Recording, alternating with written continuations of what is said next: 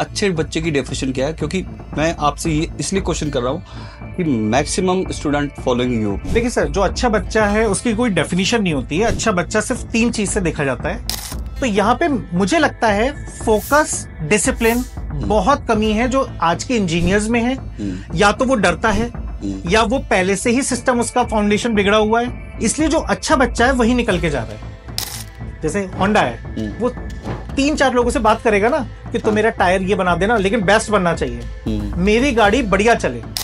मैं AIML कैसे choose करूँ ड्यूरिंग माई स्टडी, तो मैं बर्डन भी हो जाएगा प्लस कॉस्ट भी ऐड हो जाएगा। अभी तो कॉस्ट मेरे पेरेंट्स को देनी पड़ेगी। तो ये सारे फैक्टर्स है एक स्टूडेंट के।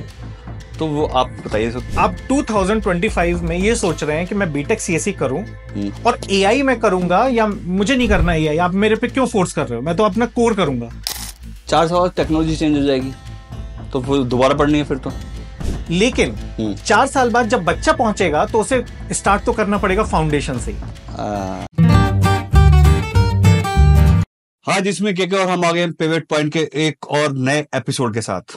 तो आज हमारे जो गेस्ट हैं सेमेट्रिक के को-फाउंडर हैं, और आज जो टॉपिक है बहुत ही प्रीशियस होने वाला है। हम बात करेंगे स्टूडेंट्स के बारे में। वो स्टूडेंट जो 12th पास आउट करके कंफ्यूज हो जाते हैं, यहाँ जाएं वहां जाएं, ये टेक्नोलॉजी आ रही है, ये फ्यूचर है, MBA करें, डॉक्टर में जाएं, इंजीनियरिंग करें, सो मैनी कंफ्यूजन। यही कंफ्यूजन हम दूर करेंगे सेमेट्रिक के को-फाउंडर के साथ, जो है सनी पाठक जी।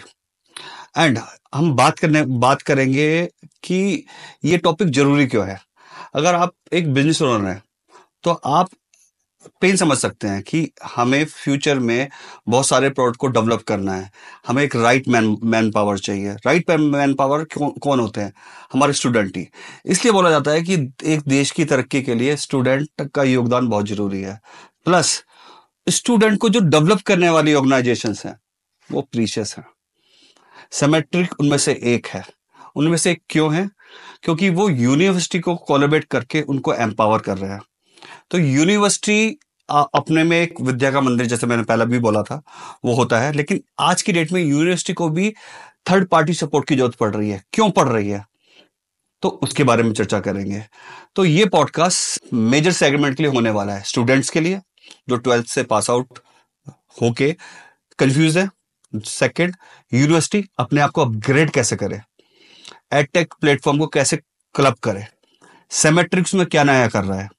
थर्ड, एक बिजनेस ओनर, उसको फ्यूचर में क्या अपॉर्चुनिटीज मिलने वाली हैं टैलेंट की। तो मैं स्वागत करना चाहूंगा मिस्टर सनी पाठक जी का। Thank you Kapil.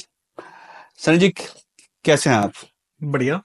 ओके, तो एज ए ओनर मैं आपसे बात करूं बिजनेस ओनर की तरह, कि हमें बड़ी प्रॉब्लम होती है जब भी हम कोई हायरिंग करते हैं।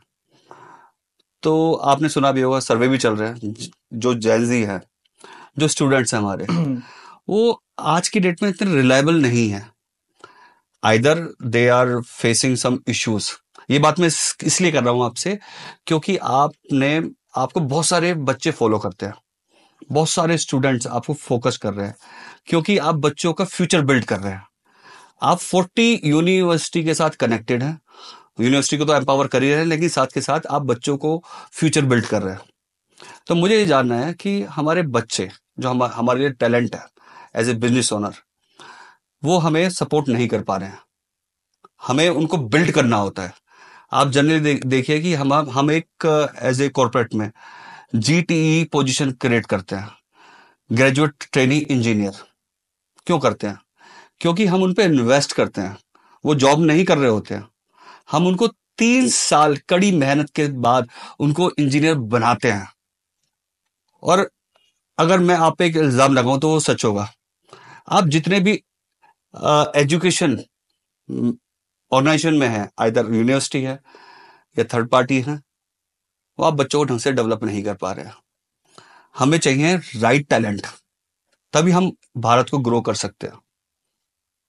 तो आप मुझे इसी का जवाब दें कि आप राइट सेट ऑफ स्टूडेंट्स कैसे निकालेंगे और कैसे हमारी मदद करेंगे, कैसे भारत की मदद करेंगे। थैंक यू कपिल, ये आपने बहुत इंपॉर्टेंट क्वेश्चन किया है और बेसिकली ये क्वेश्चन काफी लंबा भी है। सो इसको बहुत डिटेलिंग में ना जाके बहुत थोड़े समरी में वे में करूंगा, क्योंकि प्रैक्टिकल केस स्टडी भी हमारे पास है। जो आज का जेनजी है या जो आज का बच्चा है जो प्रेजेंट में पढ़ रहा है, वो पहले तो ये डिसाइड कर लेता है कि अगर मैंने फीस दे दी तो वो प्लेसमेंट मिल गया उसे। ये सबसे बड़ा पॉइंट है। उसके लिए ना पैकेज इंपॉर्टेंट है ना लोकेशन इंपॉर्टेंट है, उसके लिए कुछ नहीं। अगर मैं यूनिवर्सिटी में गया तो आज हमारे 40 यूनिवर्सिटीज पार्टनर्स हैं, आज हम अपॉर्चुनिटीज दे रहे हैं। हमें ये समझना पड़ेगा कि बच्चे का बेस क्या है, बच्चे की फाउंडेशन क्या है। और मैं नहीं मानता कि जॉब अपॉर्चुनिटी नहीं है या उसके लिए बहुत सारी अपॉर्चुनिटी मार्केट में नहीं है। हमें ये समझना पड़ेगा कि सबसे पहले वो डिसिप्लिन नहीं है। यहां पे डिसिप्लिन इश्यू बहुत ज्यादा आ रहा है। कई यूनिवर्सिटीज, कई कॉलेजेस, मैं डेली उनको बात करता हूं, ट्रैवलिंग पे रहते हैं ऑल ओवर इंडिया, तो वो एक जगह की नहीं है कंडीशन। जो उसमें परसेंटेज है स्टूडेंट्स का वो बहुत कम है, 10 से 20%। अच्छा बच्चा भी है, मैं ये नहीं कह रहा, लेकिन कहीं ना कहीं जब अपॉर्चुनिटीज की बात आती है तो बच्चा उस अपॉर्चुनिटी को देखना नहीं चाहता है। मैं ये कोई बात नहीं करता कि क्या स्पेशलाइजेशन है, देखना नहीं चाहता है या दिखता ही नहीं है उसको, सबसे दिखता भी नहीं है क्योंकि उसका फोकस नहीं है। जिस बच्चे ने 8th 9th 11th क्लास में पढ़ाई नहीं करी और वो बच्चा यूनिवर्सिटी में सिर्फ इंजीनियरिंग कर रहा है, उसने ये देख लिया कि आज तो हर डिग्री ऐसे मिल रही है। अगर मैं बात करूं नहीं, अब जब बच्चों को नहीं दिख रहा है तो आई कौन बनेगा, आप या उनके माँ बाप? दोनों, बल्कि तीनों बनेंगे। पेरेंट्स को भी जिम्मेदारी लेनी पड़ेगी, यूनिवर्सिटी को भी और हम जैसे पार्टनर्स को भी, क्योंकि हमारा जो रोल है वो है हाई टेक टेक्नोलॉजीज पे, एडवांस टेक्नोलॉजी पे। जो को टेक्नोलॉजी पे रोल है वो यूनिवर्सिटीज का है, लेकिन उसकी मॉनिटरिंग उनके पेरेंट्स के हाथों में आज भी होनी चाहिए। हम ये नहीं कह सकते कि 8th क्लास में हो गया बच्चा, 9th में या 12th में अब निकल गया तो हमारे हाथ से निकल गया, नहीं।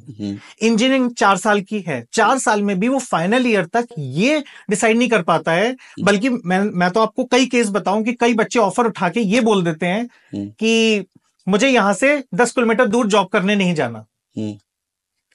तो ऑफर्स की कमी नहीं है, अपॉर्चुनिटीज की कमी नहीं है, स्टार्टअप्स की कमी नहीं है। बहुत सारे स्टार्टअप्स हैं जो उन्हें अपॉर्चुनिटी देना चाहते हैं, बहुत सारी एमएनसीज हैं। लेकिन जैसे अभी आपने कहा था कि जीटी और जॉब अपॉर्चुनिटी या टेक्निकल सपोर्ट इंजीनियर, वो बेसिकली जेडी तो छोड़िए, वो अपना कोर भी अगर अच्छी तरीके से पढ़ लेना तो कहीं ना कहीं उसके लिए दरवाजे ओपन है, राइट। तो यहां पे मुझे लगता है फोकस, डिसिप्लिन बहुत कमी है जो आज के इंजीनियर्स में है। या तो वो डरता है या वो पहले से ही सिस्टम, उसका फाउंडेशन बिगड़ा हुआ है, इसलिए जो अच्छा बच्चा है वही निकल के जा रहा है। हमारा रोल क्या है कि हम A category, B category, C category, तीनों टाइप के डेटा को लें, उसकी कैटेगरी हम यूनिवर्सिटी से डिस्कस करते हैं और फिर उसके बाद आगे बढ़ते हैं। अपॉर्चुनिटीज में हम देने में कमी नहीं है हमारी तरफ। अच्छे बच्चे की डेफिनेशन क्या है? मींस मैंने काफी बच्चे ऐसे देखे हैं, दे आर वेरी शार्प, जिनका परसेंटेज ग्रेड भी 90% अबव है, बट वो भी माल फूक रहे हैं आज की डेट में। सो मींस अच्छे बच्चे की डेफिनेशन क्या है? क्योंकि मैं आपसे ये इसलिए क्वेश्चन कर रहा हूं कि मैक्सिमम स्टूडेंट फॉलोइंग यू, तो आप उनकी साइकोलॉजी को बहुत जरूरी समझते होंगे। तो हमारे बच्चे में क्या स्किल होनी चाहिए आज की डेट में और उनका फ्यूचर क्या है, ये दोनों चीज मुझे क्लियर करनी है। देखिए सर, जो अच्छा बच्चा है उसकी कोई डेफिनेशन नहीं होती है। अच्छा बच्चा सिर्फ 3 चीज से देखा जाता है कि अगर वो अपनी पढ़ाई को, जो वो कर रहा है, इंजीनियरिंग कर रहा है, कुछ भी कर रहा है, मैं ये नहीं कहता कि हर बच्चा जॉब के लिए बना। कई बच्चे रिसर्च में आगे बढ़ना चाहते हैं, सुपर। कई बच्चे एंटरप्रेन्योर बनना चाहते हैं, हायर स्टडीज करना चाहते हैं या स्टार्टअप खोलना चाहते हैं। अगर उनका विजन डिसाइडेड है और ये डिसाइड होता है 3rd ईयर फाइनल ईयर में आके, उन्हें मालूम है कि उन्हें जॉब करनी है, उन्हें स्टार्टअप करना है, उन्हें हायर स्टडीज में करना है, तो मेरे को लगता है कि जो आज का बच्चा है उसे लाइनें चारों ओपन है। अगर ट्रेंड के अकॉर्डिंग हम देखें तो ट्रेंड में तो आज सारी स्पेशलाइजेशन चल रही हैं, लेकिन सबसे ज्यादा जो चल रहा है वो एआई चल रहा है, डेटा साइंस चल रहा है, साइबर सिक्योरिटी चल रहा है। आपने 2nd 3rd ईयर की बात करी, मैं बात कर रहा हूँ 12th पास स्टूडेंट्स की। क्योंकि 12th पास होने के बाद ना पूरा दुनिया डिफरेंट दिखती है। डिफरेंट कैसे दिखती है कि मैं यहाँ जाऊं, वहां जाऊं या इधर जाऊं, एआई है, साइबर सिक्योरिटी है, और पता नहीं कितने फ्यूचर में टेक्नोलॉजी डेवलप होने वाली है। ठीक है, जेन एआई आ गया है, फिर क्या है कि बहुत सारी टेक्नोलॉजी डिफरेंट है।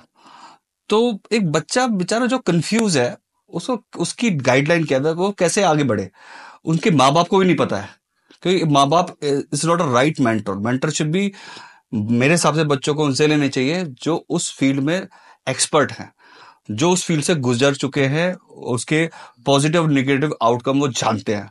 वो एक राइट मेंटर होता है बच्चे के लिए। तो मुझे लगता है सबसे अच्छे मेंटर आप हैं। आप ये मुझे, अगर मैं 12th पास स्टूडेंट हूँ तो मुझे गाइड करें कि मेरी डायरेक्शन क्या होनी चाहिए, मुझे कहाँ जाना चाहिए। सर आज के बच्चा जब 12th पास कर लेता है तो उसके लिए ये टफ हो जाता है डिसाइड करना कि वो इंजीनियरिंग करे या कोई भी डॉक्टरी करे, कुछ भी करे। वो मैथ्स नहीं है उसके पास तो वही सोचता है कि मैं बीटेक के लिए तो हूं नहीं, या फिर मैं बीसीए कर लूंगा या कोई भी प्रोग्राम कर लूंगा। मेरा मानना ये है कि पहले वो डिस्कस करे अपने पेरेंट्स के साथ, मेंटर के साथ, जैसे आपने कहा है, वो सही मेंटर से कनेक्ट करे, जाने कि ट्रेंड क्या चल रहा है इंडस्ट्री का। आप जबरदस्ती 20 साल पुराना कोर्स नहीं पढ़ सकते जो आजकल चल भी रहा है। आपको ट्रेंड समझना पड़ेगा कि मार्केट में क्या चल रहा है। आज हर 6 महीने में टेक्नोलॉजी चेंज हो रही है। बच्चा या जिससे भी वो कनेक्ट कर रहा है वो यूनिवर्सिटी या कॉलेज वही 20 साल पुराने ट्रेंड पे चल रहे हैं। लेकिन हम ये कह रहे हैं कि अगर वो बच्चा अडॉप्ट करता है, उस चीज को समझता है, सीधे नहीं कि मुझे एडमिशन दे दो, वो सीधे क्या कहता है पहले फेज में कि सर आप मेरी फीस कम कर रहे हो तो मैं एडमिशन ले लूंगा। दूसरे फेज में सर मैंने आपको फीस दी तो आप मेरे को प्लेसमेंट गारंटी दे दोगे 50 लाख का। अगर ये तरीके के क्वेश्चंस आएंगे तो सामने वाला भी आपको फिर मैनिपुलेट करेगा। एक्चुअली मुझे लगता है ये क्वेश्चन बच्चों के नहीं है, उनके माँ बाप के भी हैं। उनकी पॉकेट अलाउ करेगी नहीं करेगी। एग्री कि उनके पेरेंट्स के क्वेश्चन रहते हैं कि अगर मैंने आपको फीस दे दी तो क्या आप मेरे बच्चे का प्लेसमेंट करा दोगे। सर ये तो आपको ही मालूम है कि 12वीं तक वो कैसा पढ़ा। 4 साल में वो हीरो तो बनेगा नहीं, लेकिन उसे हीरो बनाने के लिए यूनिवर्सिटी जो एकेडमिक डिपार्टमेंट है, जो सिमेट्रिक्स हम जैसे जो लोग हैं वो एफर्ट्स कर सकते हैं। टेक्निकल में कॉम स्किल्स किसी को एक दिन में, डिसिप्लिन किसी को एक दिन में नहीं सिखाई जा सकती। तो यहां पे हमें ये समझना पड़ेगा कि जो 12th का बच्चा है उसके पेरेंट्स हैं वो खुल के पहले डिस्कस करें कि उसके बच्चे को करना क्या है। सीधे नहीं कि इंजीनियरिंग करनी है या बीसीए करना है या बीबीए करना है या कुछ भी प्रोग्राम करना है। वो पहले ट्रेंड को समझें, किस ट्रेंड में जा रहा है आगे। मैं तो टोटली रिकमेंड करूंगा कि एआई डेटा साइंस जा रहा है ट्रेंड, आप उसको अडॉप्ट करोगे कि आज हर जगह, आज बच्चा स्पॉटिफाई पे गाने सुनता है, टीवी प्रिंट पे कुछ भी, नेटफ्लिक्स पे स्क्रॉल करके 2-3 मिनट का वीडियो देख लेता, कुछ भी देखता है, उसे एआई से लेकिन वो एआई जानता नहीं है। अब पॉइंट ये भी है कि प्लेसमेंट में जब आपने क्वेश्चन पूछा तो मैं आपको ये भी बता दूं कि बच्चों की जो माइंडसेट है वो चल गया है, जो भी नई टेक्नोलॉजी आए, जो भी नया बज आए मार्केट में, वो उसको अडॉप्ट कर ले, बस उसके बारे में जानना है। फाउंडेशन हम वीक होते जा रहे हैं और मुझे कोई प्रॉब्लम नहीं होती है बोलने में कि 7th 8th 9th का जो बच्चा है वो ज्यादा फाउंडेशनली स्ट्रांग है जो इंजीनियरिंग के फर्स्ट ईयर में है। अच्छा, मतलब जो चल रहा है ट्रेंड, क्यों? क्योंकि उसका फोकस सीधे होता है, मैं तो चैट जीपीटी सीखूंगा, मैं तो डीप सीक सीखूंगा, एलएलएम्स या कोई भी, चाहे वो एआई आ जाए, लेकिन एआई की फाउंडेशन क्या है। अगर हम ये बात करें तो अगर वो फाउंडेशन पे ध्यान देगा तो उसकी अपॉर्चुनिटी खुलती जाएंगी, चाहे वो स्टार्टअप में जाए, चाहे वो एंटरप्रेन्योर में जाए या जॉब अपॉर्चुनिटी पे। सो सपोज मैं मानता हूं, मैं स्टूडेंट था अब 12th क्लास, जब मैंने बीटेक पास आउट करा तो मैं बहुत कंफ्यूज था। मुझे ये चीज क्लियर थी कि मुझे इंजीनियरिंग करनी है, क्योंकि मैं डॉक्टर तो नहीं जा सकता, बहुत डिफिकल्ट होता है सीपीएमटी उस टाइम क्लोज करना। इंजीनियरिंग अपना कैलिबर था। अब जब मैंने इंजीनियरिंग की काउंसलिंग क्लोज करी तो मैं कंफ्यूज था मुझे कौन सी स्ट्रीम में जाना है। आज की डेट में if I will choose engineering, और मैं इन इंजीनियरिंग कितनी टाइप की स्ट्रीम्स हैं। अब जैसे आप बात कर रहे थे एआई की, अब बच्चा बड़ा कंफ्यूज है कि सीएस एआईएमएल ले या सीएस प्लेन जो चल रहा है वो ले। तो आपके हिसाब से किस स्ट्रीम में फोकस करना चाहिए बच्चों को? सर देखिए, जब पेरेंट्स आते हैं फर्स्ट फेज में तो हमेशा यही कहते हैं कि मुझे तो बीटेक सीएसई दीजिए या ईआई दीजिए। मैं ये बोलता हूं हर पेरेंट्स से, जो भी सुन रहे हैं इसको, जो भी आगे अपना जो बच्चा अपना कैरियर देख रहा है इंजीनियरिंग में किसी भी ब्रांच में, वो सबसे पहले ये देखे कि बीटेक सीएसई और एआई में डिफरेंस क्या है। मैं पहले ये बता दूं, कई स्पेशलाइजेशन आ जाते हैं, कई स्ट्रीम, जैसे आपने कहा कि बीटेक सीएसई करूं, अब बीटेक सीएसई में भी AI ML, data science, cyber security, cloud computing, blockchain, बहुत सारे रोल चल रहे हैं। इनमें कोई कंपैरिजन नहीं है। हमें समझना पड़ेगा कि जो सीएसई वाला बच्चा है वो कोर है, वो कोर तो आप पढ़ोगे ही। ओके, ये एआई एड ऑन है। But cost factor also added ना। एंड बच्चे ट्रस्ट कैसे करें, पेरेंट कैसे ट्रस्ट करें? देखो, अब मैं ऐसे थोड़ा टेक्निकली ले जाऊंगा। जो अगर बच्चा 12th पढ़ चुका है, उसके एग्जाम है, उसके बोर्ड के एग्जाम आने वाला है, आप जनरली मैंने बीटेक कर लिया, अब मैं इसका स्पेशलाइजेशन करूंगा, तो मैं चूज करूंगा अपने हिसाब से किसी भी इंस्टीट्यूशन को। मैं AIML कैसे चूज करूंगा ड्यूरिंग माय स्टडी, क्योंकि मुझे बर्डन भी हो जाएगा प्लस कॉस्ट भी ऐड हो जाएगा। अभी तो कॉस्ट मेरे पेरेंट्स को देनी पड़ेगी, राइट, बीटेक की। तो ये सारे फैक्टर्स है एक स्टूडेंट के। तो वो आप बताइए, तो क्या करना चाहिए? सर, आप 2025 में ये सोच रहे हैं कि मैं बीटेक सीएससी करूं और एआई में करूंगा, या मुझे नहीं करना एआई, आप मेरे पे क्यों फोर्स कर रहे हो, मैं तो अपना कोर करूंगा। कई पेरेंट्स बोलते हैं कि सर मुझे नहीं करना ये स्पेशलाइजेशन, मेरा बच्चा जब 2028 में पास आउट होगा, 29 में, तब मेरा बच्चा मैं देख लूंगा मैं क्या कर रहा हूं। तो आप 4 साल ऑलरेडी लेट हो गए। फर्स्ट, आप फीस को आज देख लोगे, आप 10,000 रुपए बचा लोगे, 50,000 रुपए बचा लोगे, उससे कुछ होने वाला नहीं है। लेकिन जब आप 4 साल बाद मार्केट में निकलोगे, तब इंडस्ट्री आपसे वही कहेगी कि इसमें आता है नहीं आता है। ये मैं नहीं कह रहा हूं, ये इंडस्ट्री भी कह रही है। अब यहाँ पे एक कैच है, 4 साल बाद टेक्नोलॉजी चेंज हो जाएगी, तो फिर दोबारा पढ़नी है फिर तो। लेकिन 4 साल बाद जब बच्चा पहुंचेगा, तो उसे स्टार्ट तो करना पड़ेगा फाउंडेशन से ही। एआई की फाउंडेशन, जैसे पहले भी हमने बताया था, डेटा और स्टैट्स। जब वो 4 साल बाद पढ़ेगा, तो वो एआई की वो टेक्नोलॉजी नहीं पढ़ रहा होगा जो ट्रेंड के अकॉर्डिंग आई होगी, वो तब भी बेसिक पढ़ रहा होगा, पहले डेटा फिर स्टैट्स।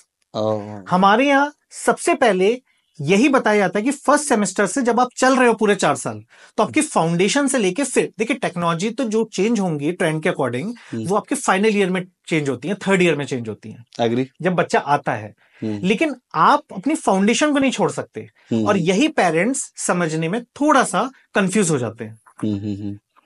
अब बात करते हैं कि इन्वेस्ट कर दिया पेरेंट ने कि भाई AIML डन, इसका आउटकम क्या है, रिजल्ट क्या है, पैसे कितने मिलेंगे स्टूडेंट को, प्लेसमेंट होगी, क्या करेगा हमारा बच्चा, फ्यूचर में टेक्नोलॉजी चेंज होगी तो हमारे बच्चे का पैसा भी खराब हुआ है, करियर भी खराब हुआ। ये बड़ा बहुत डाउट है। देखिए, सारे पेरेंट्स और बच्चों को एक चीज समझनी पड़ेगी। जो भी 12th का बच्चा है, जिसका 80%, 70%, 60%, 90% आया है, पहले आप एक चीज समझिए। जब आप जाते हैं किसी भी यूनिवर्सिटी या कॉलेज में, आप सबसे पहले क्या कहते हैं? सीएससी चाहिए मुझे। तो उसके अंदर क्या देखते हैं subjects? C++, Java, SQL, mathematics, data structure, RDBMS, ये सारे सब्जेक्ट्स होते हैं। मैं भूल गया ये सारे सब्जेक्ट। ठीक है, मैं बच्चों को बताऊं, बच्चे अभी उसी प्रोग्राम को देखेंगे कि अच्छा ये सब्जेक्ट पढ़ा रहे हैं। अब डिफरेंस क्या है अपॉर्चुनिटी में? जब आपकी एआई जुड़ जाएगी, तो आप एआई में वो सब्जेक्ट्स पढ़ रहे हो, चाहे वो पाइथन हो, मशीन लर्निंग हो, डीप लर्निंग हो, डेटा साइंस हो, राइट, या फिर LLMs हो, चैट जीपीटी हो, डेटा विजुलाइजेशन हो, बहुत सारे सब्जेक्ट्स हैं, वो एड ऑन हो जाते हैं। तो आपकी अपॉर्चुनिटी ऑटोमेटिकली बढ़ रही है। अब मैं इसे और टेक्निकली समझाता हूं। जब आप कंप्यूटर साइंस करते हो इंजीनियरिंग में, तो आपकी प्रोफाइल क्या निकलते हैं? ये बच्चे या जो सीनियर बच्चे होंगे, जो प्रोफेशनल्स होंगे, वो सारे जानते हैं। कई बच्चे अपने उनके मेंटर कौन होते हैं? उनके मेंटर होते हैं उनके ब्रदर्स, जो कॉर्पोरेट में काम कर रहे हैं। तो जब आप बीटेक सीएससी में आपने प्रोग्राम लिया, तो आप अपॉर्चुनिटी आपको मिलेगी software developer, software engineer, data scientist, website designer, testing engineer, technical support engineer, graduate engineer training, यही सब होते हैं। लेकिन जब आप एआई का फ्लेवर डालते हो, किसी भी डेटा साइंस का फ्लेवर डालते हो उसमें, और अगर सिर्फ नाम के लिए नहीं कि एआई लगा दिया अब तो मेरे प्लेसमेंट हो जाएगा, ऐसा कुछ नहीं होने वाला। एआई को पढ़ना भी पड़ेगा, रेगुलर में पढ़ना पड़ेगा, और ईमानदारी से पढ़ना पड़ेगा, डिसिप्लिन के साथ। एआई टूल जरूर है, लेकिन वो आपके घर पे नहीं आ रहा आपको पढ़वाने, आपको उसको अच्छी तरीके से पढ़ना पड़ेगा। जब आप एआई पढ़ लोगे, तो जो आपका सीएससी है वो तब भी वैसे ही है। अगर कल को सॉफ्टवेयर इंजीनियर की प्रोफाइल आता है, तो आप उस पर एलिजिबल हो। लेकिन जब एआई वाला बच्चा सीएससी के साथ जोड़ के कर लेता है, तो उसके एआई की भी अपॉर्चुनिटी ओपन हो जाती है, like Python developer, data scientist, जैसे मैंने भी बताया, machine learning engineer, NLP developer. बहुत सारे प्रोफाइल्स हैं जो बच्चे को अभी समझ में नहीं आएंगे अगर वो मुझे सुन रहा है, लेकिन जब आप अंदर जाओगे इंजीनियरिंग में, तब आप समझोगे। अदरवाइज सर 4 साल में मत करिए, उसके बाद भी आपको ये सब्जेक्ट्स तो करनी पड़ेंगे बाहर के इंस्टीट्यूशन से, और उसमें आपको 4 गुना ज्यादा फीस देनी है, जो आपको यूनिवर्सिटी में देनी ही नहीं है, रेगुलर फीस में है आपकी। पॉइंट। अच्छा, अब मुझे एक चीज बताइए, ये तो बात हो गई उन स्टूडेंट की जो साइंस साइड से है। जो कॉमर्स है ना, उनकी तो वॉट लग गई, वो तो बेचारों को कोडिंग करनी पड़ेगी। अब उनको इस बात का बड़ा डर लगा रहता है कि मैंने जीरो से स्टार्ट करना पड़ेगा। तो उनके लिए अपॉर्चुनिटी है या नहीं है? सर हमारी लाइन में एक लाइन कहते हैं, कहावत है हम्म। कि चाहे बीटेक हो या कुछ भी हो, हम्म। अगर आपके पास स्किल्स नहीं है ना, तो I am the first person to hire as a sales person. Real estate के बाद ब्रोशर दे रहा होगा वो। तो मुझे नहीं लगता, अगर चाहे बच्चा आर्ट्स से हो, कॉमर्स से हो, मेरे को लगता है कि अगर बच्चा ये समझने को तैयार है, हम उसे कोडिंग नहीं करवा रहे। आज टूल ओरिएंटेड एनालिटिक्स प्रोग्राम्स हैं, एआई प्रोग्राम्स हैं, लेकिन अगर वो ये कहेगा कि थोड़ा सा भी हल्की सी भी मैथ्स नहीं पढ़े, तो ऐसा हो नहीं सकता। कल को वो मैनेजर बनेगा, चाहे वो बीबीए कर रहा हो, बीसीए कर रहा हो, कल को वो किसी भी हायर ऑर्गेनाइजेशन से रिसर्च कर रहा होगा या पीएचडी करेगा, आईआईटी आईएम से जाएगा, सर उसके पीछे डेटा मैथ्स भागेगी। कल को वो डिसीजन कैसे देगा, कल को वो स्टार्टअप कैसे बनाएगा? अदरवाइज उसके लिए क्या जॉब रहेगी? सेल्स, मार्केटिंग, जाओ फील्ड पे काम करो। तो मेरे को लगता है किसी भी कॉमर्स वाले बच्चे को नहीं डरना चाहिए। अगर वो सोच रहा है कि मैंने 12th तक मैथ्स नहीं ली और अब मैं क्या बीसीए बीबीए कर सकता हूं, बिल्कुल कर सकते हैं आप। क्योंकि जो भी आपको पढ़ाया जा रहा है वो फाउंडेशन से पढ़ाया जा रहा है, और ये चीज चेक करना उस बच्चे और पेरेंट्स की रिस्पॉन्सिबिलिटी है। इसका मतलब बच्चा जो है वो एक्चुअल में बच्चा ही है, उसको बॉयज टू मैन बनना पड़ेगा। ये रण है, ये युद्ध है, उसको तैयारी करनी पड़ेगी। उसको डरना नहीं है। अभी तो वो एंटर कर रहा है लाइफ के अंदर, 12th के बाद। कंपटीशन बढ़ता जा रहा है, ऑडियंस बढ़ती जा रही है। आप 100 चीज में से, मैं ये नहीं कहता कि 100 चीज खराब चल रही हैं, लेकिन अगर 100 में से 10 चीजें अच्छी चल रही हैं, तो आपको वेरिफिकेशन तो करनी पड़ेगी। एक बार आपने गलत इंजीनियरिंग कर ली, मैं इंजीनियरिंग को कभी खराब नहीं कहता, इंजीनियरिंग कराने के ढंग को खराब कहता हूं। अंदर जाके पता चला कुछ हो ही नहीं रहा है, बच्चे घूम रहे हैं, कोई प्रोजेक्ट नहीं हो रहे हैं या पढ़ाई नहीं हो रही है, तो आपको सही ऑर्गेनाइजेशन समझना पड़ेगा, आपको एनालिसिस करनी पड़ेगी, क्योंकि आप एक हार्ड मनी दे रहे हो। पॉइंट। अच्छा मुझे बताइए कि आप CS AIML की बात करी हमने, क्या ऑटोमोबाइल AI कोर्स आ सकते हैं फ्यूचर में? और इलेक्ट्रिशियन, इलेक्ट्रिकल AI होना चाहिए ना, क्योंकि हर जगह AI यूज हो सकता है। क्योंकि AI का बेस मॉडल क्या है? डेटा पॉइंट को निकालना, उस पर डिसीजन देना, जो हर फील्ड में यूज होगा। तो खाली CS AIML ही क्यों है यूनिवर्सिटी के अंदर? ये यूनिवर्सिटी कुछ कोर्सेज डेवलप करने वाली है फ्यूचर में। सर AI कभी CSE के लिए नहीं है, AI इज फॉर एवरीवन, चाहे वो मैकेनिकल हो, इलेक्ट्रिकल हो, इलेक्ट्रॉनिक्स हो, या किसी भी। आप यकीन मानिए सिमेट्रिक्स ऐसे ऑर्गेनाइजेशन के साथ जुड़ा हुआ है जहां पे फार्मा और बायोइन्फॉर्मेटिक्स के साथ AI चल रही है। Okay, right. सो हमें ये समझना पड़ेगा कि अगर हम डेटा में, आज डेटा बढ़ता जा रहा है, अगर डेटा की समझ होगी तो AI वहां पे आ रहा है। अगर बच्चा डेटा को समझेगा, स्टैटिस्टिक्स को समझेगा, फिर टूल्स, जो भी AI के टूल्स आ रहे हैं उसको समझेगा, तो वो अपना दिमाग लगा सकता है कि कल को उसे मैकेनिकल इंजीनियरिंग में जाना है, तो उसके लिए मैकेनिकल के रास्ते खुलेंगे। वो वहां पे जाके कोई प्रॉब्लम निकाल सकता है, और प्रॉब्लम के बाद वो स्टार्टअप भी खड़ा कर सकता है। स्टार्टअप रातों रात खड़े नहीं होते। ये ऑडियंस को समझना पड़ेगा, या जो बच्चा है, बच्चे भी बहुत तेज होते हैं, राइट। तो बच्चों को ये समझना पड़ेगा कि वो जो भी कर रहे हैं, फाउंडेशन उसे सीखनी पड़ेगी। आज कई बच्चे आते हैं, वो कहते हैं मुझे स्टार्टअप बनाना है। मैंने पूछता हूं क्या बनाना है? ऐप बनाना है। वो प्ले स्टोर में जाते हैं, 2 मिनट में ऐप बना लेते हैं। तो स्टार्टअप ऐसे तो नहीं होता। Correct, agree. ऐप बनाना is not the startup, right. तो फाउंडेशन क्या है, वो चीज को देखना पड़ेगा। मार्केटिंग और सर्विस वर्क में क्या इंपॉर्टेंट है बेसिकली आपके अकॉर्डिंग? क्योंकि अगर हम बात करते हैं एंटरप्रेन्योर की, तो दोनों में मेजर डिफरेंस क्या है उसके बाद? मैं सिमेट्रिक्स के पॉइंट ऑफ व्यू से बताऊं तो दोनों इंपॉर्टेंट हैं, लेकिन सिमेट्रिक्स ने अपने फोकस हमेशा सर्विस पे रखा। अब 6 साल सर्विस को सस्टेन करने के बाद, अच्छी डिलीवरी देने के बाद, सर्विस देने के बाद, अब हमारा फोकस मार्केटिंग पे है। अच्छा, अब मुझे पहले सिमेट्री के बारे में बताइए आप, कि सिमेट्री का विजन बच्चों के लिए जेन्युइनली क्या है? सिमेट्रिक्स का विजन मैं एक सिंपल वर्ड में कहूंगा कि हमारा विजन ये है कि हम कुछ भी देखा जाए तो हम फिजिकल, हर चीज हम फेस टू फेस उन्हें डिलीवर करना चाहते हैं। हम एक जगह बात करते हैं कि हम AI में सबसे बेस्ट हैं, या AI में हम सर्विस दे रहे हैं, और दूसरी तरफ हम ये कह रहे हैं कि कुछ भी करने के लिए हम हाइब्रिड कर लें या ऑनलाइन कर लें। नहीं।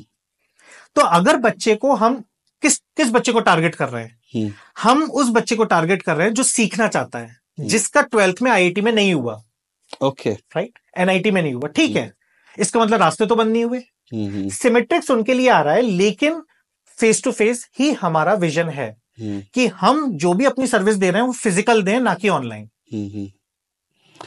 अगर कोई स्टूडेंट आपसे कनेक्ट करना चाहते हैं तो वो कौन से स्टूडेंट होंगे? मींस अगर एज ए मेंटर आपसे जुड़ना चाहते हैं, एज ए सिमेट्रिक, तो वो कौन से स्टूडेंट की मतलब आप टारगेट कर रहे हैं? कनेक्ट का तो मुझे नहीं मालूम, लेकिन अगर किसी बच्चे को कभी भी कोई गाइडेंस की जरूरत है, किसी पेरेंट्स को कोई गाइडेंस की जरूरत है कि वो कौन सा प्रोग्राम देखें, कौन सा यूनिवर्सिटी या कौन सा ऑर्गेनाइजेशन, मैं ऑर्गेनाइजेशन यूनिवर्सिटी को मॉनिटर नहीं कर सकता, वो उनका अपना इंटरनल वो है। लेकिन मैं ये जरूर बता सकता हूं कि ट्रेंड के अकॉर्डिंग क्या चल रहा है और उस ट्रेंड में वो किन बातों का ध्यान रखें। अगर वो ट्रेंड देख रहे हैं कि हाँ ये चीज चल रही है, आजकल एआई का बज़ है, एआई एआई एआई, मैं उन बच्चों को, पेरेंट्स को ये बोलना चाहूंगा, सिर्फ एआई के नाम पे आप अपना डिसीजन नहीं ले सकते, आप एआई के नाम पे अपनी मुंह मांगी फीस नहीं दे सकते। आपको ये देखना पड़ेगा क्या जहां भी आप ये प्रोग्राम ले रहे हैं, कोई भी आप प्रोग्राम लो, स्पेशलाइजेशन, मैं ये नहीं कहता सिर्फ एआई, आप ये पूछिए, क्योंकि आप फीस दे रहे हैं, क्या आप फेस टू फेस करवाना है? फेस टू फेस, अब आप कहोगे सर फेस टू फेस की क्या बात है, बीटेक सीएससी तो फेस टू फेस ही होती है यूनिवर्सिटी के। नहीं, जब आप कोई स्पेशलाइजेशन या ब्रांड्स के साथ या टेक्नोलॉजी पार्टनर के साथ कोई स्पेशलाइजेशन चलाते हैं, मैं थोड़ी लेमन लैंग्वेज में बच्चों को समझाना चाहता हूं, तो हमें यह समझना पड़ेगा कि बच्चे पेरेंट्स के क्वेश्चन होते ही नहीं है, वो सिर्फ दो क्वेश्चन करते हैं कि मेरे को तो प्लेसमेंट बताओ कितना है, हायर पैकेज क्या है, ये दो क्वेश्चन, और डिस्काउंट कितना दे रहे हो। देखिए, शायद जब हम 15 साल पहले थे, हमारे पेरेंट्स भी यही क्वेश्चन करते थे, तो मैं उनको कोई गलत नहीं कहूंगा, ना पेरेंट्स को ना बच्चों को, लेकिन शायद उन पेरेंट्स को, बच्चों को ये क्वेश्चन थोड़ा ऐड ऑन कर देना चाहिए। इंडस्ट्री डिमांड के अकॉर्डिंग 20 साल पुराना क्वेश्चन करोगे तो चलेगा नहीं, आज के क्वेश्चन में ऐड ऑन करना पड़ेगा। क्या आप ट्रेंड के अकॉर्डिंग, इंडस्ट्री लेटेस्ट टेक्नोलॉजी के अकॉर्डिंग, क्या आप फिजिकल पढ़ा रहे हो? कहीं ऑनलाइन तो नहीं है, कहीं हाइब्रिड तो नहीं है, कहीं ऐसा तो नहीं कि 2 दिन का वर्कशॉप दे दिया और पढ़ा दिया, ऐसा तो नहीं है अंदर। क्या वाकई टीम है, प्रोफेशनल्स हैं, पढ़ा रहे हैं? क्या वाकई प्रोजेक्ट्स करवाए जा रहे हैं? जितनी भी मैंने आपकी थोड़ी रिसर्च करी है from student point of view से, symmetric one of the best मुझे लगी। क्यों लगी? क्योंकि ऑनलाइन और ऑफलाइन का जो मिक्सचर है वो एक बच्चे को दोनों तरफ से एम्पावर कर रहा है। वो घर बैठे भी पढ़ सकता है और ऑफलाइन भी आपसे कनेक्ट हो जाता है। लेकिन मुझे थोड़ा सा ये कॉन्ट्राडिक्ट लग रहा है आपका कि आप 40 यूनिवर्सिटीज में हैं, मैनेज कैसे कर रहे हैं? या खाली ब्लफ फेंक रहे हैं मार्केट में कि हम बच्चों को ये फेस टू फेस पढ़ा रहे हैं? This is very difficult to connect face to face with your content, with the future, with many things. तो आप कैसे मैनेज कर रहे हैं? देखिए सर, ये क्वेश्चन तो आपका बिल्कुल सही है कि टफ तो है। पैन इंडिया में फेस टू फेस डिलीवर करना, कंसिस्टेंस रेगुलर वे में डिलीवर करना टफ है।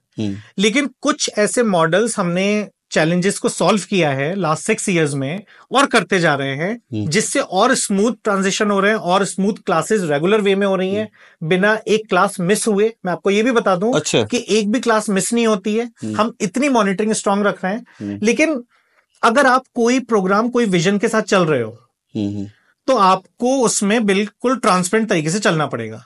आप बिजनेस पॉइंट ऑफ व्यू से हर चीज को नहीं ले सकते।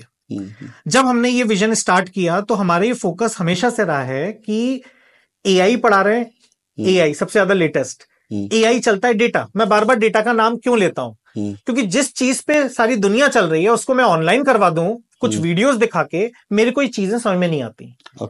इसलिए हमने फिजिकल पैन इंडिया में दे रहे हैं, ऐसे से रिमोट एरिया में दे रहे हैं जहां पे लोग सोच नहीं सकते। टोटल टीम कितनी है आपकी? हमारी टीम आज की डेट में 150 प्लस की टीम है। 150 टीम में कितने प्रोफेसर्स हैं, कितने टीचर्स हैं? 150 की टीम में एग्जैक्टली हम अगर आपको बताएं तो 150 में आपको वो टीम मेंबर बता रहा हूं जो एग्जैक्टली अभी क्लाइंट साइड पे डिलीवर कर रहे हैं। इसके अलावा अगर मैं ओवरऑल बताऊं तो 170 के करीब। बच्चों को जो एजुकेट करने वाले टीचर्स हैं वो सबसे इंपॉर्टेंट होते हैं। बिल्कुल। तो आप क्या चीज कैसे रिक्रूट करते हैं उन टीचर्स को या प्रोफेसर्स को? क्या पैरामीटर्स होते हैं जो आप उनको पिक करते हैं फॉर टीचिंग? सर देखिए, वो सारे प्रोफेशनल्स हैं, ओके। क्योंकि हमें ये समझना पड़ेगा कि हम अपने एकेडमिक पार्टनर्स को क्या दे रहे हैं।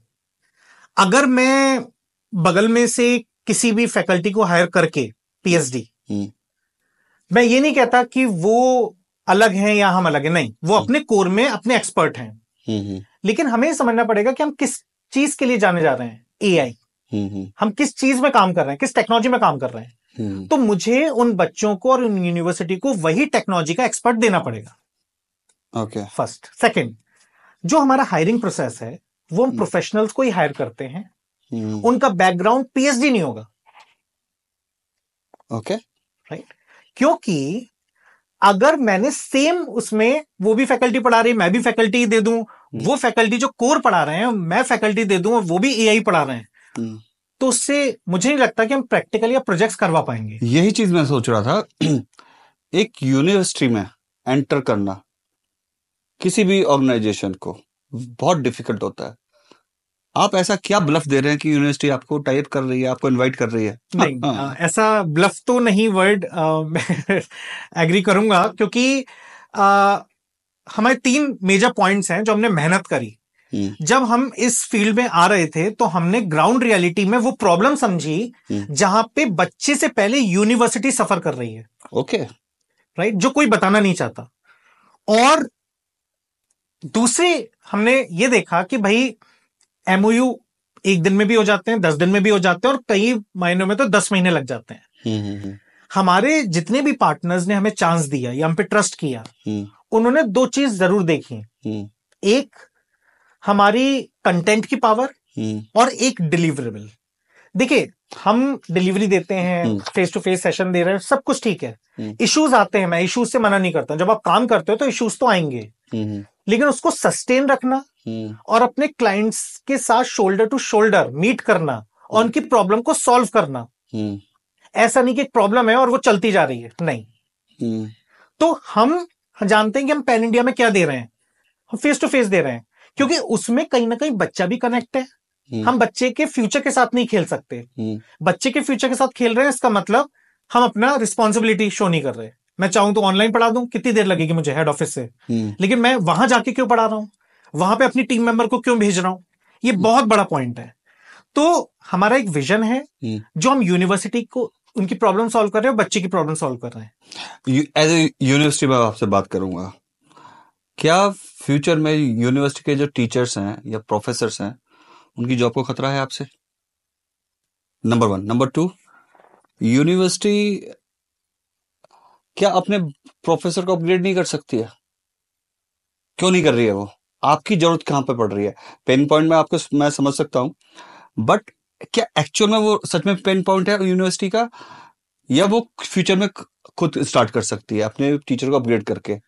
तो दोनों कॉन्ट्राडिक्टरी हैं बेसिकली।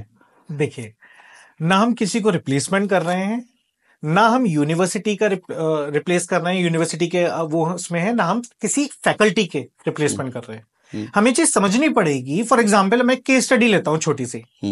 जब आप गाड़ी खरीदने जाते हैं या कोई मोटरसाइकिल लेते हैं, हीरो की या होंडा की कोई गाड़ी लेते हैं, कोई भी आप गाड़ी लेते हैं, तो वो क्या है? एक यूनिवर्सिटी है, उसने अपना एक प्रोडक्ट दे दिया, बच्चे को तैयार कर दिया।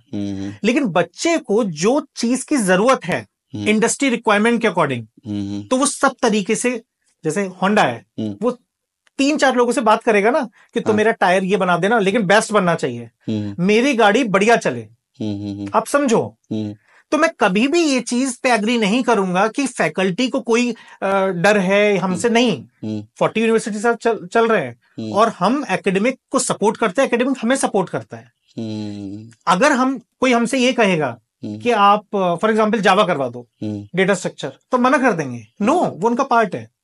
लेकिन ऐसा भी नहीं कि वो अपग्रेड नहीं हो सकते, वो अपग्रेड हो रहे हैं। अच्छा। हमारी इंपॉर्टेंस तब आती है जब प्रैक्टिकल्स, प्रोजेक्ट्स, इंडस्ट्री में क्या हो रहा है, हम बिल्कुल सेंटर में बैठे हैं, हम ट्रेवल कर रहे हैं, हम 10 लोगों से मिल रहे हैं कॉर्पोरेट में। तो क्या हम नहीं चाहेंगे कि अपने जो भी लेटेस्ट चल रहा है, जो भी अपडेट है, वो हम अपने पार्टनर्स को दें, अपने बच्चे को दें?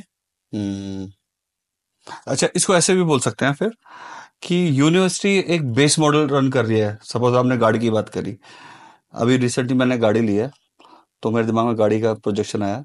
तो यूनिवर्सिटी एक बेस मॉडल के साथ चल रही है और आप उसको टॉप मॉडल बना रहे हो, सेम लाइक बिल्कुल दैट। कह सकते हैं कि भाई आप फीचर ऐड ऑन करके लेके आ रहे फीचर एड ऑन कर हो, रहे और वो हैं। फीचर जो नीडी है फ्यूचर के लिए भी और आज के लिए भी, बिल्कुल तो उनके बच्चों को आप अपग्रेड कर रहे हो with new feature add on. New feature और जो रिक्वायरमेंट है उसी के अकॉर्डिंग। हम्म आप ड्राइवरलेस गाड़ी अगर लाओगे हम्म और उसमें आपको ड्राइवरलेस का फंक्शन ही नहीं मालूम है, तो आप किसी से तो बात करोगे ना जो उसका एक्सपर्ट होगा। चलो ठीक है, अब बात करते हैं 40 गाड़ियों की। आप 40 यूनिवर्सिटी से कनेक्टेड है, क्या सबके पास ही बेस मॉडल है जो सबको आप अपग्रेड कर रहे हो?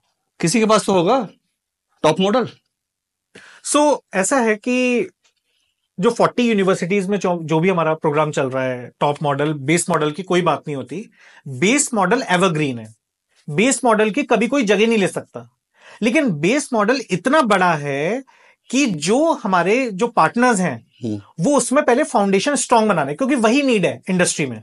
ओके। लेकिन अगर इंडस्ट्री में कोई नई टेक्नोलॉजी आ रही है, कोई नया ट्रेंड आ रहा है, कोई एड ऑन फीचर आ रहा है, उसके लिए सिमेट्रिक्स हमेशा अपने पार्टनर्स को सपोर्ट करता रहेगा। क्योंकि कल को कोई लेटेस्ट टेक्नोलॉजी आ गई तो बेस मॉडल कभी डगमगाएगा नहीं, बेस मॉडल कभी हिलेगा नहीं, वो हमेशा स्टेबल रहेगा, हमेशा एवरग्रीन रहेगा। उसके बाद जो फीचर्स बाहर से आ रहे हैं वो रिस्पॉन्सिबिलिटी हमारे पार्टनर्स ने हमें दे रखी है कि अगर कोई लेटेस्ट चीज आ रही है तो आप हमें बताएंगे, आप हमें साथ चलेंगे, हमारे स्टूडेंट को बेनिफिट करेंगे। सो बात आती है, हम बात करें यूनिवर्सिटीज की, बट यूनिवर्सिटी एफिलेशन होता है कॉलेज के साथ भी, तो आप कॉलेजेस को भी सपोर्ट कर रहे होंगे, राइट? नहीं, हम अभी आज की कंडीशन में सिर्फ यूनिवर्सिटीज के साथ कोलैबोरेट कर रहे हैं, क्योंकि हम ऐसा नहीं कि कॉलेजेस के साथ नहीं करना चाहते। हम, क्योंकि बच्चा तो हर जगह है, लेकिन हमारा ये मानना है कि यूनिवर्सिटी के पास एक फ्रीडम रहती है कि वो अपने करिकुलम को अपग्रेड कर सकता है, राइट? वो अपने करिकुलम में इंडस्ट्री रिक्वायरमेंट के अकॉर्डिंग फिट कर सकता है और उसे डिलीवर भी कर सकता है। सिलेबस को कई बार वो अपग्रेड करते हैं। हमारा ही सिलेबस हर 8 मंथ्स या 10 मंथ्स में जैसे से रिक्वायरमेंट आती है हम उसे अपग्रेड करते हैं और अपने यूनिवर्सिटी पार्टनर को शेयर करते हैं, वो उसे अपग्रेड भी कर देते हैं। क्या ये कॉलेज के पास फैसिलिटी है? तो हो सकता है हो, मुझे ऐसी नॉलेज नहीं है, इसलिए हम सिर्फ जहां हमारे हम कंटेंट दे पाए, जहां पे हम लेटेस्ट ट्रेंड को समझा पाए, वहां पे हम कोलैबोरेट करते हैं। आपके डोमेन में बहुत सारे कॉम्पिटिटर है, एमएनसीज भी हैं, तो अगर मैं यूनिवर्सिटी हूँ, आपको मैं चूज क्यों करूं? मतलब मैं आपको इनवाइट क्यों करूं आपके कंटेंट के लिए? व्हाई? इसका आंसर मैं सिंपल से कहूंगा कि सिमेट्रिक्स इज अ स्टार्टअप। 2019 में जब हमने ऑर्गेनाइजेशन स्टार्ट किया था तो हमें बहुत फाइट आती थी, फाइट आज भी आती है, क्योंकि यस बड़े एमएनसी हैं लेकिन आज के पिछले 2-3 साल के ट्रेंड में देखा गया है कि स्टार्टअप्स को भी लोग वैल्यू देने लगे हैं। ओके। और हमें वो वैल्यू मिली, हमें वो ट्रस्ट मिला। कई पार्टनर्स हैं, कई क्लाइंट्स हैं, यूनिवर्सिटीज पार्टनर्स हैं जिन्होंने हम पे ट्रस्ट किया। तो मेरा मोस्ट वैल्यूएबल यूएसपी जो है हमारा सिमेट्रिक्स का, जिसके बेसिस पे हमें चांस मिला, वो है हमारा कंटेंट। हमने जो कंटेंट बनाया, हम ये नहीं कहते कि सबसे टॉप का है, लेकिन हम ये भी नहीं कहते कि वो कंटेंट चल नहीं रहा। वो कंटेंट इंडस्ट्री की रिक्वायरमेंट को मीट कर रहा है। अगर वो बच्चा ईमानदारी से उस प्रोजेक्ट को करके उसे सीवी पे लगा के उसे एक्सप्लेन कर दे तो हमारे टेक्निकल इंटरव्यूज निकल जाते हैं।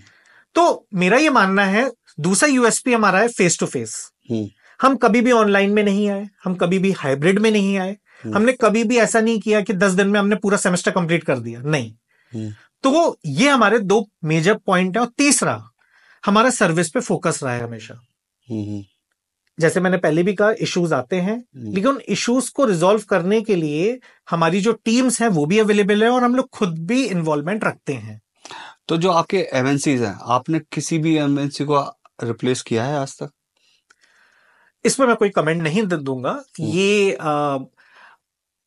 मैं इस पे क्या बोलूं, मतलब सिंपल सा है कि replacement is not the right word. The right word is कि डिपेंड्स ऑन द रिक्वायरमेंट कि अगर उनकी रिक्वायरमेंट यूनिवर्सिटीज की या एजुकेशनल पार्टनर्स की, एकेडमिक पार्टनर्स की, अगर वो रिक्वायरमेंट जो अभी मीट कर रहा है और उससे बेस्ट कोई मीट करने आ जाए तो वो मुझे लगता है यूनिवर्सिटी पे छोड़ देना चाहिए।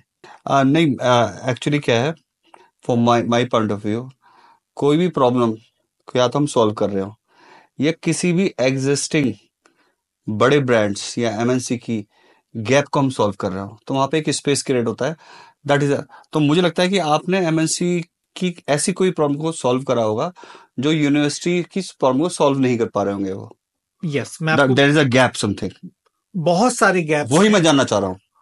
बहुत सारे गैप्स हैं, बहुत सारे कमिटमेंट हैं। जब कोई यूनिवर्सिटी टाइप करता है, मैं किसी मॉडल को गलत नहीं कह रहा, मैं किसी भी के वो नहीं बोल रहा हूँ, लेकिन मैं ये समझने की कोशिश करता हूँ कि जब आप बिना जाने, बिना ग्राउंड रियलिटी को जाने आप कोई भी कमिटमेंट दे देते हो और उसके बाद में पता चलता है कि सफर कौन कर रहा है। सफर कर रहा है बच्चा, सफर कर रहा है वो यूनिवर्सिटी जिन्होंने जिस बेसिस पे, जिस रिक्वायरमेंट पे टाइप किया था। सो हमने उस सारी प्रॉब्लम को सॉल्व किया। और सबसे मेजर पॉइंट, ऑनलाइन पढ़ाई नहीं होती। ओके, इसलिए हम कभी ऑनलाइन में नहीं आए। तो शायद आपके सवाल का जवाब मैं यही दे सकता हूं कि रिप्लेसमेंट का सिर्फ यही एक तरीका है कि फेस टू फेस। लेकिन फेस टू फेस में भी आप सही अप्रोच और सही मॉडल, सही वे में क्या नहीं, मैं इस बात से कंप्लीटली एग्री करता हूँ कि एडटेक जो प्लेटफॉर्म है, जो ऑनलाइन हम एजुकेशन लेते हैं, वो इतना कनेक्टिंग नहीं होता जितना फेस टू फेस होता है। दोनों की वैल्यू बिल्कुल डिफरेंट है, दोनों के आउटकम बिल्कुल डिफरेंट है।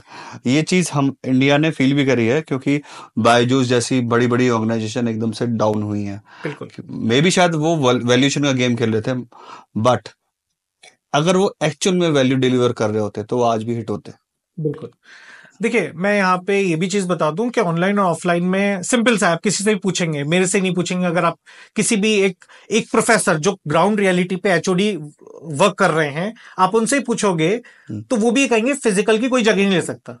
फिजिकल के फायदे क्या होते हैं? सिंपल वे में, बच्चे पॉइंट ऑफ व्यू से पूछें, बच्चे अपने मेंटर को जज कर सकते हैं, जज अपना मेंटर बच्चों को जज कर सकता है। ऑनलाइन में कुछ नहीं हो सकता। और मुझे लगता है एआई, डेटा साइंस या कोई भी आप स्पेशलाइजेशन पढ़ा रहे हैं, आप एक हफ्ते के लिए पढ़ा रहे हैं, एक साल के लिए पढ़ा रहे हैं, आप सिर्फ मजाक कर रहे हैं। मेरे को ये लगता है कि अगर आप ऑनलाइन करवा रहे हैं तो सिर्फ मजाक चल रहा है। क्योंकि बच्चा जो अपने घर से उठ के जॉब नहीं करना चाहता, उसे आप ऑनलाइन पढ़ा के, कई बच्चे कहते हैं, मैं अंदर पे एड ऑन पॉइंट करूंगा यहाँ पे कि सर मेरा सर्टिफिकेट नहीं आया या मेरे को सर्टिफिकेट चाहिए। मैं सर्टिफिकेट 30 दे दूं, 50 दे दूं, मुझे प्रॉब्लम वो नहीं है। लेकिन उस सर्टिफिकेट की वैल्यू क्या कि जब उस बच्चे ने वो सब्जेक्ट सही तरीके से पढ़ा ही नहीं है।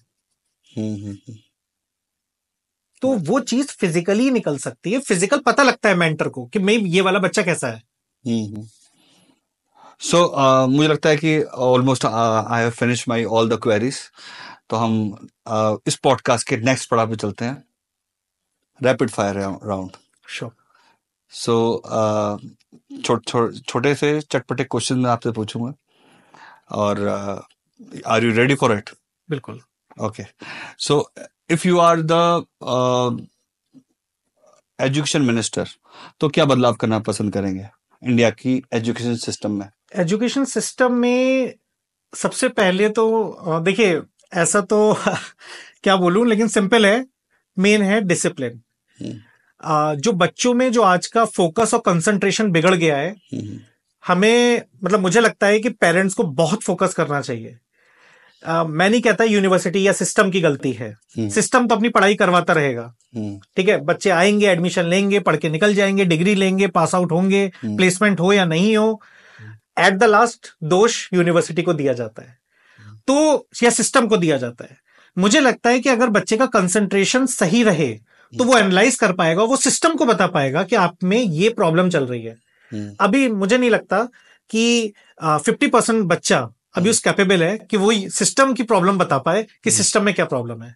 Okay, so my second question, your favourite food? Favourite food, वैसे मैं सब खा लेता हूँ, सिंपल सा कढ़ी चावल। Great. Your favourite movie at the angle of student? कि जो स्टूडेंट को देखनी चाहिए?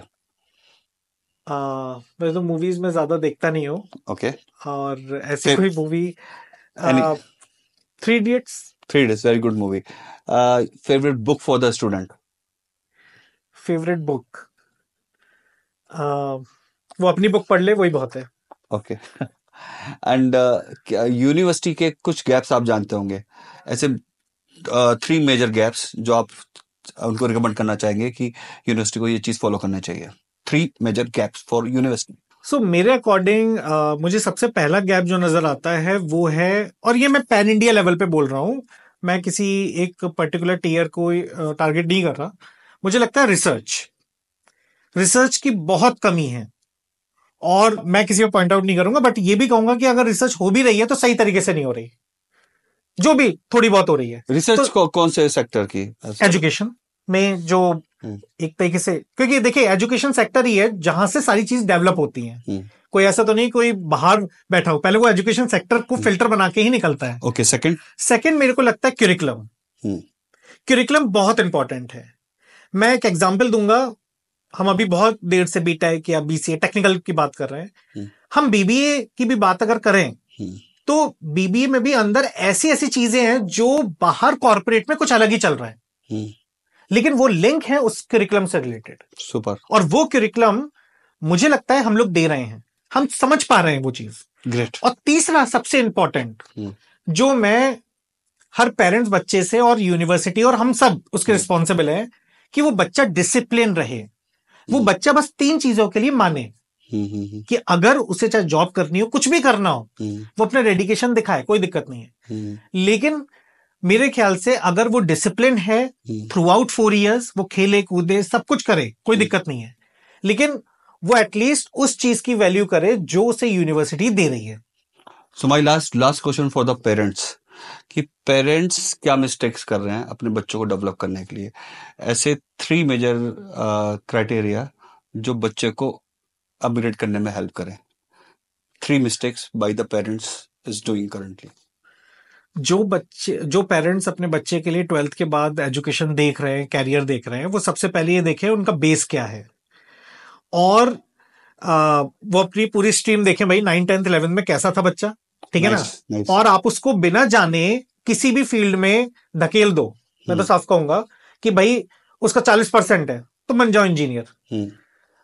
उस बच्चे से पूछो, डिस्कस करो। हाँ, आपका फैमिली बिजनेस है, कुछ अलग है, वो एक अलग चीज है, मैं उस पर कोई पॉइंट आउट नहीं करूंगा, लेकिन वो बच्चा जो कुछ और कर सकता है, चाहे हो सकता है वो बिजनेस का बंदा हो, बीबीए कर सकता है, मैं एक सिंपल भाषा में करूं, और डाल दिया हमने उसे बीटेक में, या हो सकता है वो बिजनेस माइंडेड ना हो क्योंकि उसके पापा बिजनेस में है, नहीं तू भी बीबीए एमबीए कर और निकल जा, लेकिन हो सकता है वो टेक्निकली बहुत स्ट्रांग हो, वो चीजें समझता हो, डेवलपर हो, तो उसे बीटेक से। तो मुझे लगता है पेरेंट्स को सबसे पहले बच्चों से बात करनी चाहिए, और उनको उनके मालूम भी रहता है। फिर दूसरा, वो क्वेश्चन करना ये बंद कर दें कि अगर प्लेसमेंट गारंटी आप दे रहे हो या 50 लाख का पैकेज दे रहे हो, तो मुझे लगता है क्वेश्चन अभी के लिए ठीक नहीं है, क्योंकि 4 साल में कई चीजें चेंज होती हैं। अगर बच्चा अच्छा है, स्किल्ड पर्सन है, और वो बच्चा अच्छी तरीके से पढ़ रहा है, साथ दे रहा है पूरा प्रॉपर, तो मुझे लगता है उसके लिए अपॉर्चुनिटी मार्केट में बहुत है। Sunny's, thank you so much कि आपने अपना टाइम दिया, और आपने बड़ी वैल्यूबल बात बताई समर ट्रिप के बारे में, एंड फ्यूचर के बारे में, स्टूडेंट के, एंटरप्रेन्योर के बारे में, प्लस गवर्नमेंट के बारे में भी, हमारी इकोनॉमी के बारे में भी हमने बहुत सारी आज चर्चा करी। एंड मैं चाहता हूं कि आप एक मैसेज बच्चों के लिए जरूर दें कि बच्चों को कैसे अपना फ्यूचर प्लान करना चाहिए फाइनली, और कैसे आगे बढ़ना चाहिए। एक लास्ट मैसेज। मेरा उन सभी बच्चों से एक मैसेज है जो अब जस्ट अभी 2025 में पास आउट किया है, और आपका जो भी परसेंटेज आया हो, 95, 90, आप अपने फेवरेट कॉलेज देखोगे, अगर नहीं मिलता है फिर भी, लेकिन मैं हमेशा ये कहूंगा कि आप हमेशा मार्केट के ट्रेंड के अकॉर्डिंग चलो। आप ये मत सोचो कि मैं 3 साल बाद जॉब पे लगूंगा, तो छोड़ दो। अगर आप चाहो तो उस टेक्नोलॉजी का यूज करके, या जो भी आप कॉलेज देख रहे हो, जो भी आप प्रोग्राम देख रहे हो, उसमें सही तरीके से आप एनालिसिस करो और ट्रेंड के अकॉर्डिंग आगे फोकस बना के चलते जाओ। आप बाद में डिसाइड करना है कि मुझे स्टार्टअप खोलना है। आज का बच्चा क्या होता है, वो फर्स्ट ईयर में जैसे इंजीनियरिंग में दाखिला लिया है, किसी में भी फर्स्ट ईयर में मुझे तो ये बनाना है, ऐप बनाना है, स्टार्टअप बनाना है। और दूसरा पॉइंट है, मैं बच्चों को कहूंगा फोकस। आप ना कॉलेज में आके, यूनिवर्सिटी में आके फोकस मत बिगाड़ो, क्योंकि हम कहते हैं ना, ग्राउंड रियलिटी पे हम लोग हैं, हमें मालूम चलता है कि कितनी ऑडियंस है, कितने स्टूडेंट्स ऐसे हैं जो पढ़ाई करना चाहते हैं, उन्हें साधन नहीं मिलता, लेकिन मिलता है। लेकिन ऐसे भी कई बच्चे हैं जिनका फोकस ही नहीं है, जिनके सामने आप कुछ भी बोल लो, कितनी भी कुछ भी आप एफर्ट्स कर लो, वो बच्चा फोकस नहीं है। तो उनको भी थोड़ा देखने की जरूरत है। Thank you so much Sunny ji. And मैं अपनी ऑडियंस जो बच्चे हैं जो 12th पास करने वाले हैं, मैं चाहता हूं कि आप डेफिनेटली सैमट्रिक से कनेक्ट हुए और उन यूनिवर्सिटी के पास जरूर एडमिशन लें जहां पे सैमट्रिक प्रेजेंस है। एंड फ्यूचर को आप समझें, खुद समझें, ताकि आप एक राइट डिसीजन ले पाए। और जो पेरेंट्स हैं, अपने पेरेंट्स को भी ये पॉडकास्ट जरूर दिखाएं, लाइक करें और शेयर करें। Thank you so much. और ऐसे ही वैल्यूएबल कंटेंट के लिए हम टॉप के लीडर्स को शॉर्टलिस्ट करते हैं, उनको बुलाते हैं और आपको एक राइट कंटेंट देते हैं। ये पॉडकास्ट स्टूडेंट्स के लिए है, एंटरप्रेन्योर के लिए, इन्वेस्टर्स के लिए और बिजनेस ओनर के लिए। Thank you so much. Thank you Kapil.